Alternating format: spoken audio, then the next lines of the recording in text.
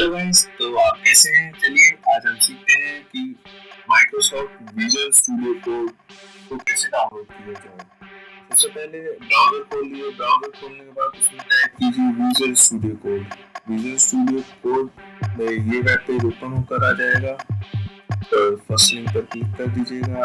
आप अपने operating system के अकॉर्डिंग भी डाउनलोड कर सकते हैं। यहाँ से मैं विंडोज़ यूज़ कर सकता हूँ, विंडो डाउनलोड करूँगा। तो देखिए दोस्तों, मेरे पास पहले से ही डाउनलोडेड है विजुअल स्टूडियो कोड, तो मैं इसको दोबारा डाउनलोड नहीं करूँगा।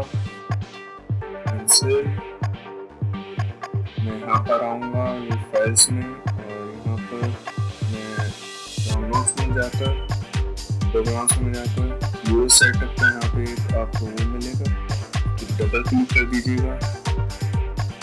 उसके बाद I accept agreement, then next. ये वो पार्ट है जहाँ पर आपका विजुअल स्टूडियो कोड जाकर इंस्टॉल होगा।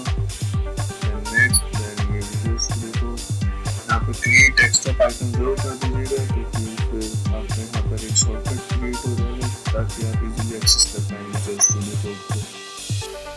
और नेक्स्ट, देन इंस्टॉल।